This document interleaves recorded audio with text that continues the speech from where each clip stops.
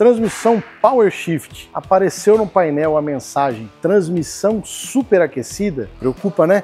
Pois é, nesse vídeo eu vou falar um pouquinho mais para vocês o porquê que isso acontece. Vem comigo.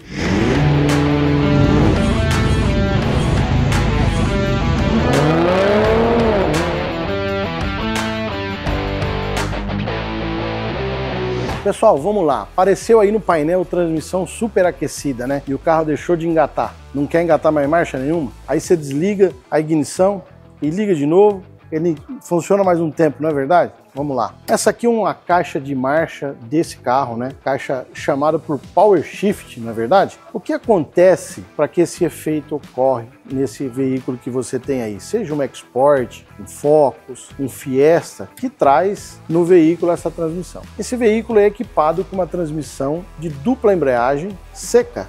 Essa embreagem aqui, ó, pesada aqui, ó, tá na minha mão, né? Eu tô com o kit completo aqui, vou falar um pouquinho de cada particularidade para vocês. Mas eu queria falar também o detalhe inicial, preocupante e principal, que é esse item aqui que tá na nossa frente, ó, da bateria. A bateria é o principal item que você deve olhar sempre aí no seu carro. Por que que você deve olhar sempre? Porque ela pode estar com a tensão baixa, ela pode estar vencida já, porque a bateria também vence por tempo, né? E o que acontece se ela tiver com a potência baixa? Você vai dar a partida no carro, ele vai lá, nhó, nhó, nhó, nhó, parou a partida, né? O que ocorreu no motor? Simplesmente parou. Mas e na transmissão? Você sabe o que acontece lá dentro? Vou te explicar. Lá dentro acontece o seguinte, quando você ligou a chave, ele já começou a colocar a transmissão no ponto de engate. Mas vamos supor assim, ele começa a iniciar, mas o motor corta e o carro morre. Ele iniciou e parou num ponto. Quando ele parou, desligou o carro, né? Ou você vai fazer uma transferência de carga, ou você vai substituir a bateria, né? Mas lembra que ele iniciou e parou num ponto? Ele não volta. E quando você liga a bateria de novo, ele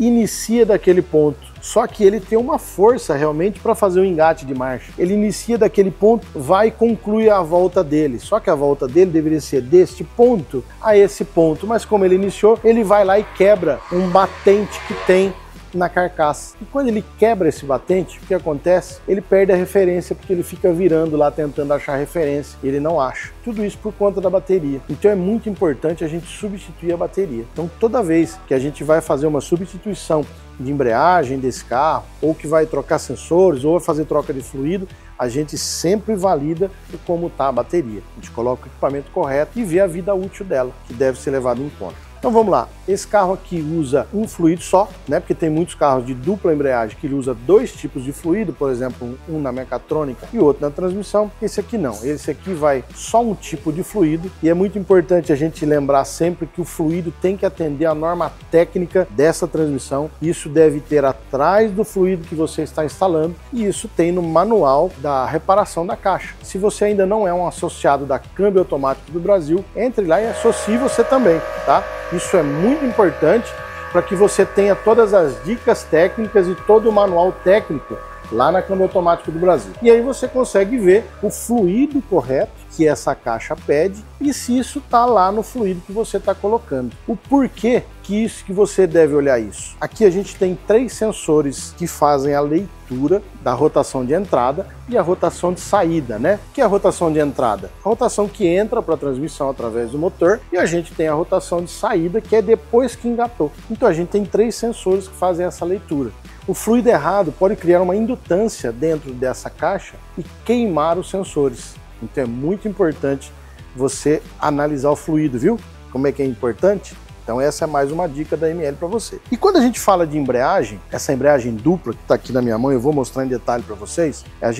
Como a gente falou de uma embreagem dupla, eu não sei se você sabe, mas todo carro com embreagem dupla, ele acopla as 2 marchas ao mesmo tempo, primeira e segunda. Então ele engata 2 discos de embreagem ao mesmo tempo e 2 marchas ao mesmo tempo, primeira e segunda. Quando você sai, primeira, ele vai desacoplando a primeira embreagem. Quando ele vai fazer a troca, ele simplesmente desacopla a primeira e acopla a segunda. E engata a segunda marcha. Quando ele tirou a primeira, ele põe a terceira. É por isso que esse carro tem uma troca de marcha muito suave. O Power Shift, ele faz a troca que você quase nem percebe. Bem parecido com o DSG, né? De dupla embreagem úmida ou seca, no caso do EQ200. Então é muito importante quando a gente vai fazer a substituição do kit de embreagem, que é o que a gente vai fazer aqui no caso desse Focus. A gente vai trocar a embreagem dupla e vai trocar também o rolamento, que acompanha no kit o tubo guia. O tubo guia é de extrema importância para essa transmissão. Muitas vezes a pessoa fala, mas o tubo guia tá bom. Pessoal, o kit ele vem completo para ser trocado completo. Se esse tubo guia aqui tiver algum desgaste na onde trabalha o rolamento, esse rolamento ele trabalha no tubo guia subindo e descendo aqui. Se a gente tiver um desgaste no tubo guia, o que vai acontecer? Eu vou subir com esse rolamento trepidando e de repente eu vou falar, nossa, mas eu acabei de instalar a embreagem e meu carro está trepidando. Muitas vezes o problema está no tubo guia. Então a importância de você substituir o kit completo que é fornecido pela montadora ou pela Look, fabricante desta embreagem inclusive, vem o kit completo, vem o rolamento, faz a aplicação da embreagem, o tubo guia, o garfo A e o garfo B.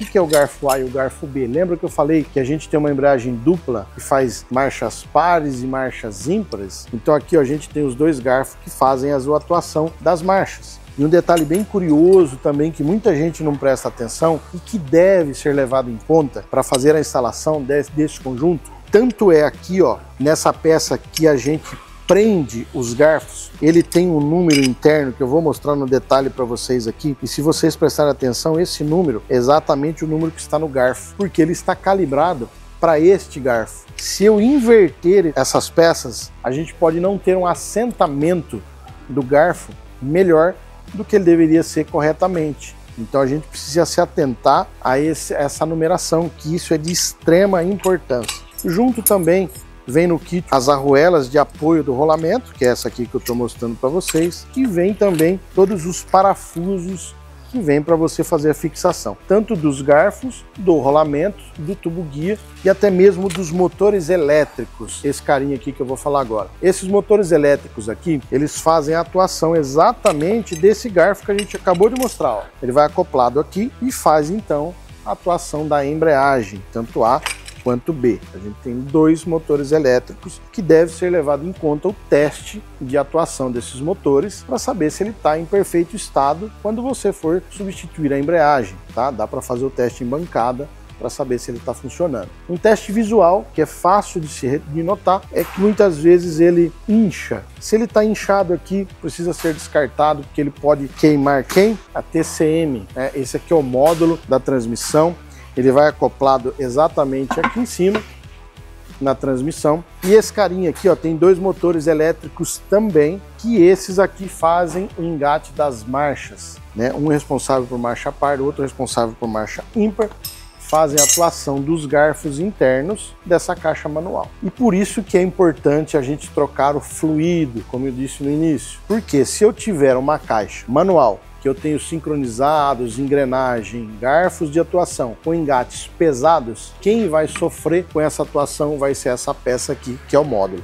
Para a gente concluir o nosso vídeo, eu quero deixar a recomendação para você que é proprietário de um veículo Ford com a transmissão Power Shift. Se você for fazer a transmissão, precisa ser avaliada por completo. Iniciando pela bateria, abrindo a caixa de câmbio para saber como é que está internamente, se não foi quebrada a carcaça, como que está os sincronizados, as luvas, os garfos de engate da transmissão, né? Se não tem muita limalha dentro dessa transmissão, a embreagem, o tubo guia, o rolamento, ou seja, o kit completo, avaliar os motores elétricos e colocar o fluido correto nessa transmissão. Espero ter ajudado. Pensou automatizado, pensou ML.